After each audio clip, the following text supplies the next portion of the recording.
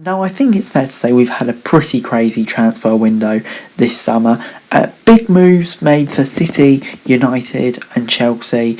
Lots going on across the Premier League. But who were the winners and who were the losers of this transfer window? That's what we're going to go through today. We're going to rank all 20 teams' transfer business. Starting off with the worst, Newcastle. Newcastle United weren't under a transfer embargo this summer. You could have fooled us, with Mike Ashley seemingly losing his wallet as soon as the window opened. It's uncanny how often that has happened to him. The Magpies eventually forced out 25 million for Joe Willock before securing the loan signing of Santiago Munoz. And all in all, there's been little improvement in the squad, and with no fewer than 18 players heading for the door, it could be another long season for Newcastle. In 19th, we've gone for Arsenal. How do you solve a problem like Arsenal? The Gunners are in a real spot of bother right now and desperately need a tactical astute, experienced leader. So it's a good job they've got Mikel Arteta, who's the opposite of that. Signings like Ben White, Martin Odegaard, Nuno Tavares and the rest may turn out to be great pieces of art business for Arsenal. However, in the short term when they really need it, it's unlikely to do much good for them, and it seems to be long-term fixes instead of short-term fixes, which isn't what they need right now. In 18th, I've gone for Liverpool. Jurgen Klopp wasted absolutely no time in looking to strengthen Liverpool's backline options after a host of defensive injuries left their title defence in tatters last season. The early arrival of Ibrahim Conte signalled a busy summer for the Reds. However, it turned out to be nothing back that, with no new signings coming through the door and just few sales of the likes of Harry Wilson and Xherdan Shaqiri, and it's left Liverpool in a really difficult position where it looks like they may struggle to keep up with the pace of Manchester United, Chelsea and Man City. In 17th, I've gone for Burnley. There's absolutely no chance that Sean Dyche had anything to do with the arrival of Maxwell Cornet from League One outfit Lyon. Granted, the arrivals of Nathan Collins and Connor Roberts, Sam Wright, but still, Dyche, I'm not sure if he'll be too happy with the signings. A few good signings with lots of potential, but really I think Burnley would have wanted more. And yeah, I do kind of fear for them this season that it could be the season where they come unstuck a bit. In 16th, I've gone for Watford. Not a lot of money has been brought in by Watford over the past few months, but if you're thinking that must mean they're inactive, you must be very wrong. It's evident that Hornets boss Xisco's brief is simply to stay in the top flight, and with experienced players like Danny Rose, Musa Sissoko and Josh King, it will definitely bid their survival bid. A few other signings as well has given them, I would say, an okay chance of staying up, but it's nothing special as a transfer window, I think it's fair to say. In 15th, I've gone for Leeds. 13 players left Leeds this summer, and they didn't make a penny from player sales. Despite that, Marcelo Bielsa still made a number of lofty purchases, with Jack Harrison's loan finally becoming permanent, and Junior Firpo from Barcelona. Leeds left it to complete Daniel James, but once again, that's another really solid sign. And although they haven't got off to the best start for the season, I think they will be okay this season. They've made enough purchases just to be solid mid-table again. In 14th, I've gone for Everton. Everton, they're an interesting one. Rafa Benitez obviously was a hugely controversial appointment this summer, but the business they've done, it's been okay. They've gone for experienced players like Townsend and Rondon. They haven't made any marquee signings that they used to do, but sensible business on a free. It's been okay, and they've made a solid start. I can't say none of the signings jump out to me, but I think from the business they've done in the past, it could be seen as a slight improvement.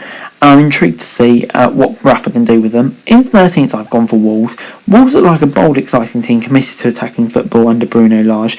Now they have a fit again, Raul Jimenez, although Hwang Hee-chan's failure to find a net in all of Bundesliga's RB Leipzig's Bundesliga game doesn't fill me with confidence. However, managing to keep hold of Adama Traore is a big positive for them.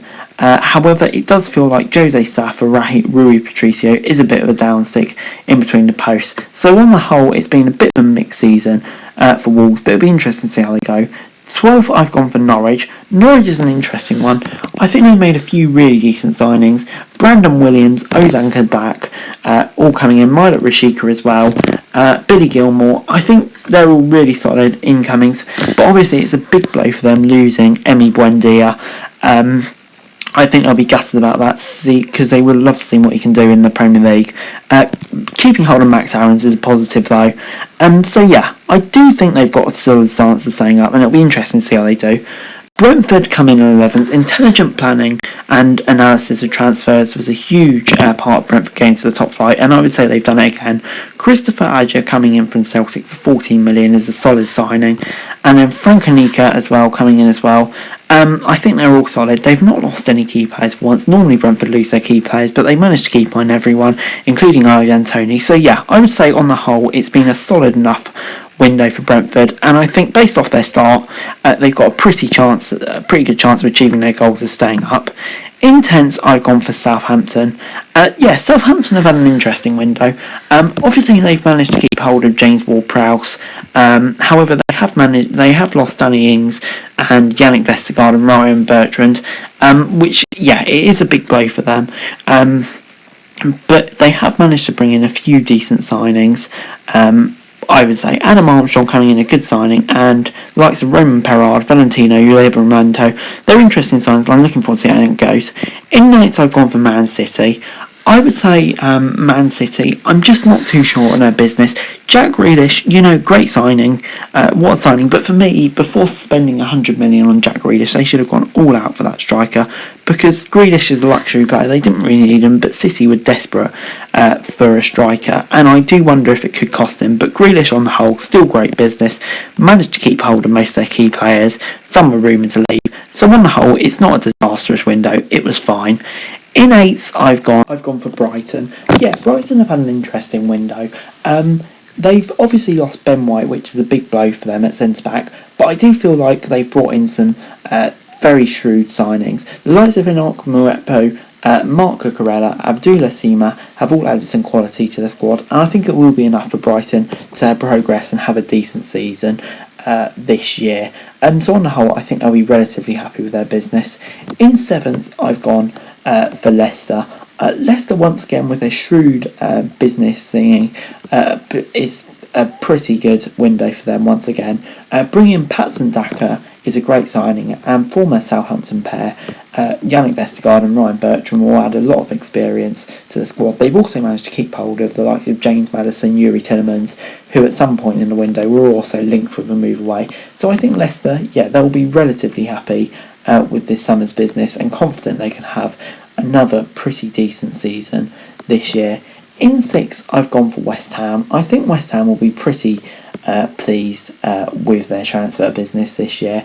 Obviously, it was disappointing not to bring Jesse Lingard back to the club, but they have brought in a lot of quality. Kurt Zouma, Nikola Vlasic, Alex Crowell, all coming into the club, are all solid signings, so they'll be very pleased with that. Lots of quality added in. They haven't lost any key players such as Thomas Souček or anyone like that. So on the whole, I think West Ham will be very pleased with their transfer business. In 5th, I've gone for Aston Villa. Villa are an interesting one because, of course, while they have lost Grealish, I do think they have reinvested the money wisely. Obviously, losing Grealish is a big blow, but they have invested wisely. Bringing the likes of Leon Bailey, Emiliano Buendia, Danny Ings will all add creativity and goals to the squad, and I think on the whole that will be enough to replace Jack Grealish. So even losing Grealish, I do think Villa have had a pretty decent window on the whole. In 4th, I've gone for Tottenham. Tottenham have had an interesting window. Obviously, we've had the whole stuff going on with Harry Kane, but obviously huge to keep hold of him. And on the whole, I think the incomings have been pretty shrewd. Brian Gill, Emerson Royal and Christian Romero will all add some quality to the squad. Losing at Aurier and Lamela isn't the end of the world. And keeping Kane is obviously the crucial part. So on the whole, I think Tottenham will be very, very happy with their transfer window. In 3rd, I've gone for Palace. Now, I think everyone was worried with Palace when they with the amount of players out of contract, but I think Patrick Vieira has turned it around and he's done a massive rebuild job and brought in some really, really good young players like Gurhey, Edouard, Elise, Gallagher into the squad, and in additions of experience like Anderson and Will Hughes, is going to be a great mix for them, and I'm actually really excited to see what they can do this season. In 2nd, I've gone for Chelsea. Chelsea, I think they will be disappointed they couldn't get a centre-back in, Jules Koundé. It did look like it's going down to a deadline, but it didn't quite happen. But, Saul Niguez in midfield is a very astute piece of business, and Romelu Lukaku is what they really needed, isn't it? It's just that crucial final little striker, and it looks like they've got him now.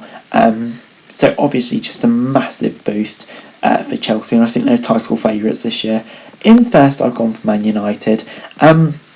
The signings of Jadon Sancho, Rafael Varane, and this guy called Ronaldo are all ridiculously good acquisitions, and it just transforms that side.